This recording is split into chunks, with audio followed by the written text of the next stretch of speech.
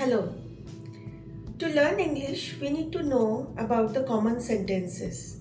तो जब हम इंग्लिश सीखते हैं ना तो सीखते वक्त हम बहुत कुछ सीखते हैं मीन्स ग्रामर सेंटेंस कंस्ट्रक्शन ब्ला ब्ला ब्ला मेनी थिंग्स लेकिन जो रोज़मर्रा की ज़िंदगी में हम यूज़ करते हैं वो कुछ अलग है और इसके लिए हमें अपने पेरेंट्स का या फिर एल्डर्स की हेल्प लेना बहुत ज़रूरी है। कुछ सेंटेंसेस ऐसे होते हैं जो जनरेशन वाइज जनरेशन हमारे तक आके पहुंचता है। तो ये सारी कॉमन चीज़ें जानना is very important to learn English. Today we are going to learn about the proverbs. ये प्रोवर्ब्स क्या है? These are the short sentences, very simple, meaningful और ये एक कहीं ना कहीं इटरनल ट्रूथ है जो लोगों ने एक्सपीरियंस किया है, जो एल्डर्स हमारे, जो एंसेस्टर्स हमारे, वो उन्होंने एक्सपीरियंस किया है और उसको उन्होंने कहीं नोट डाउन करके रखा है so that they can give a part two the young generation, next generation को वो पास ऑन कर सके।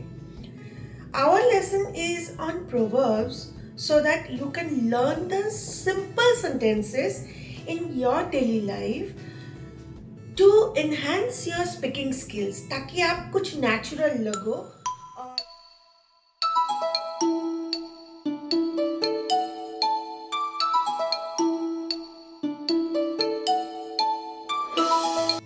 What are proverbs?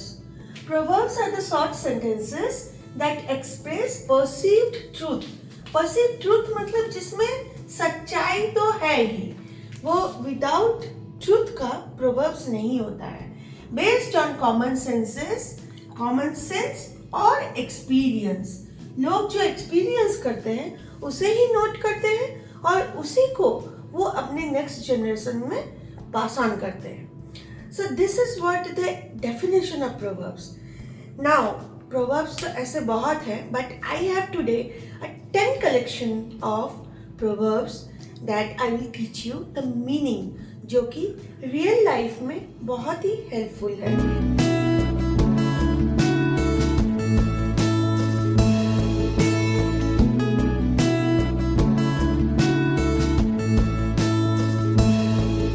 At first is hope for the best and prepare for the worst. हमेशा positive रहो, whatever you are going to do, what will happen, you try to be positive in it. उसमें positive रहना बहुत अच्छी बात है, लेकिन simultaneously you should keep in mind negative हो भी सकता है।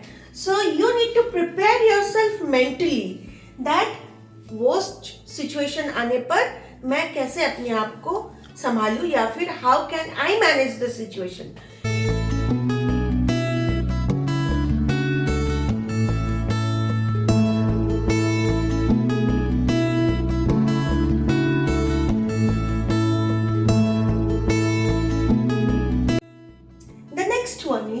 The darkest hour is just before the dawn.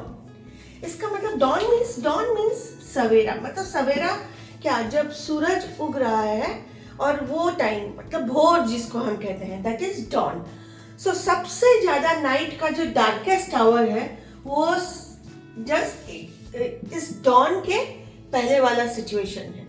Darkest hour के बाद ही डॉन आता है, मतलब डॉन मीन्स जहाँ हमको हल्का सा रोशनी दिखता है, भोर है, उसके बाद ही सूरज उगेगा और चारों तरफ रोशनी फैलेगा। This means that whenever you are facing the worst situation in your life, that means इसके बाद कुछ अच्छा होने वाला है। So never lose your hope.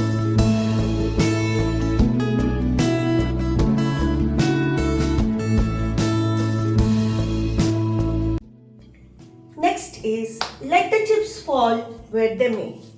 Chips means, या chips मतलब रेफर्स, जब हम ऊपर से कहीं रेफर्स फेंकते हैं मीन्स चिप्स गिराते हैं, दे आर सो लाइट कि वो कहाँ जाके गिरेगा we don't know. The inner meaning of this proverb is you do your best. आगे क्या होगा वी डोंट नो, चलो लेट अस बी प्रिपेयर, जो होगा देखा जाएगा। हम बोलते हैं ना अक्सर ये, जो होगा देखा जाएगा। So you are doing your best, but keep in mind that let the chips fall where they may.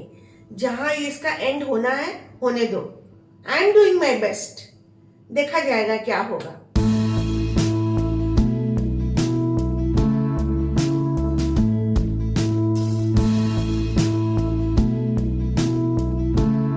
अब आते हैं एक बहुत इंटरेस्टिंग प्रॉब्लम, बहुत ही important for the children specially. Fire is a good servant but a bad master. Fire जब तक आपके कंट्रोल में है, you are taming fire, it is very good. वो एक बहुत ही अच्छा सर्वेंट है, means the slave who will listen to you. लेकिन जब भी आप उसको ढीला छोड़ोगे, you will be casual on it, it will become your master, और वो एक बहुत ही बैड मास्टर है। Bad master means it will burn everything. इसको कभी भी हल्के में नहीं लेना है। So you have to always be careful regarding fire.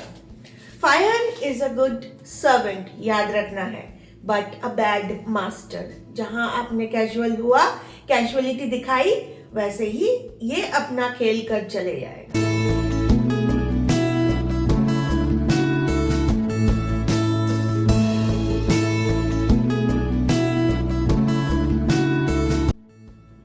Next is a fault confessed is half redressed.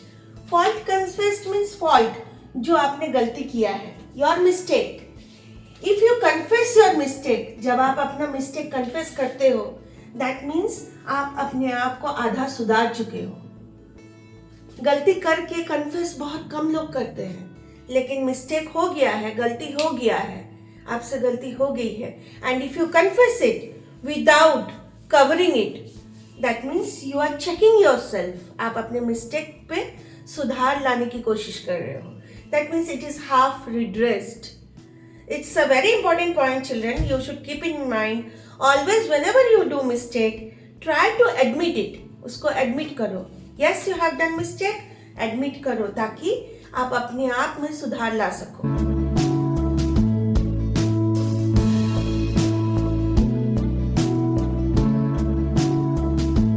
The next one is, it is easier to tear down than to build up. It is easier to tear down means आप अगर कुछ खराब कर रहे हो, बहुत जल्दी वो खराब हो जाता है, but it will take time to build up again. कोई भी चीज बनाने में, तैयार करने में जितना टाइम लगता है, उससे बहुत ही थोड़ा टाइम लगता है उसको बर्बाद करने में, उसको फिनिश करने में. So it is easier to tear down than to build up. So children, try to build up your image, your personality, as you will able to fit in this society, and your parents will be proud of you. ऐसा image तैयार करना है, but doing wrong mischiefs, doing something wrong, वो आपके image को खराब करता है. So एक छोटा सा गलती पूरा जितना भी आपने अच्छा चीज किया होगा वो सब पे पानी फेर देता है. So it is easier to tear down. You need to keep it in mind. But it is very difficult to build. आप सोचोगे चलो हो गया, ये हो गया, next time मैं इससे और भी अच्छा कर लूँगा. नहीं, there is no next. There is no next.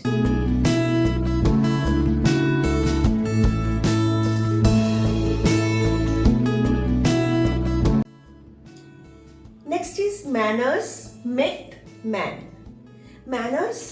Manners है हमारे बोलचाल का तरीका, the way we treat others, हम कैसे लोगों से बिहेव करते हैं, politeness, courteousness, और फिर हमारे चाल चलन, बातचीत करना, ये सब हमारे मैनर्स पे, ये इन सब को हम कहते हैं मैनर्स. Manners make man.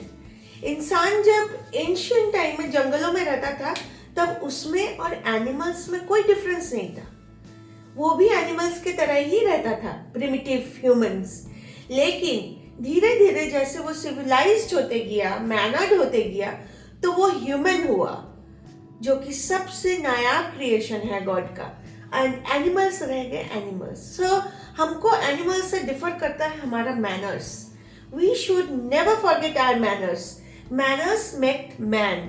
आप किस तरह के इंसान हो, आप कैसे फैमिली से बिलोंग करते हो, it all depends on your manners, how you treat others.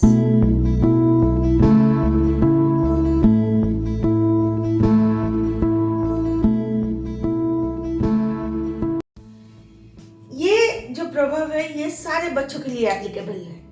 Time and tide wait for none.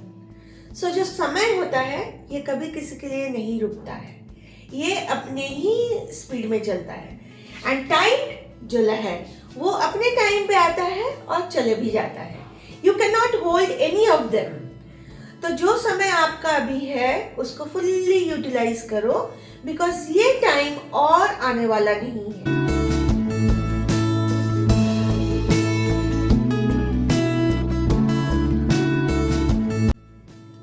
Opportunity never knocks twice. Chance जो अपॉर्चुनिटी वो दोबारा नहीं आता है। जब कोई अच्छा अपॉर्चुनिटी आता है तो तभी उसको ग्रैस्प कर लो, क्योंकि क्या पता आगे चल के ये अपॉर्चुनिटी मिले ना मिले। तो जो बच्चों को अभी टाइम मिल रहा है, सारे फैसिलिटीज मिल रहे हैं पढ़ाई करने के लिए, स्टडीज करने के लिए, लाइफ में कुछ बन के दिखाने के लिए, अगर ये टाइम चले जाता है, टाइम तो और आएगा नहीं, और ये जो अपॉर्चुनिटी आपको मिल रही है ये और दोबारा नहीं आएगा। So opportunity never knocks twice, always keep it in mind. ये हर जगह, आप बुढ़ापे तक भी ये प्रभाव आपके काम आएगा, क्योंकि अपॉर्चुनिटी लाइफ टाइम में तरह तरह के आते हैं। वो अपॉर्चुनिटीज डिपेंड करता है किस सिचुएशन में आपको कौन सा अपॉर्चुनिटी आ रहा है, and you have to think very meticulously कि अपॉर्चुनिटी आप छोड़ दोगे या आप उसको एक्सेप्ट करोगे, because opportunity never knocks twice. The last but the least is actions speak louder than words, which means what you do is more significant than what you say. इसका मतलब ये है कि मुंह से बोलने से कुछ नहीं होगा, बोलने से ज़्यादा काम पे फोकस करना है। बोलोगे आप बहुत कुछ, लेकिन अगर काम कर नहीं पाए तो आप कहीं के नहीं रहते हो। सो बोलने से ज़्यादा काम करके दिखाना है, सिर्फ बातों से नहीं, काम से बड़ा बनो। Actions speak louder than words. तो आज हमने 10 प्रोवर्ब्स सीखा, और इन सारे प्रोवर्ब्स के अपने अपने मोरल्स हैं। So you need to keep it in mind कि ये सारे प्रोवर्ब्स आपको क्या सिखाते हैं, एंड इवन जब आप देख रहे हो कि सामने वाला कुछ गलत कर रहा है तो आप कैसे इसको यूटिलाइज करोगे, या फिर किसी को कोई रिमार्क देने के लिए आप कैसे यूटिलाइज करोगे। So these are the very helpful thing that will keep you learning English in a better way.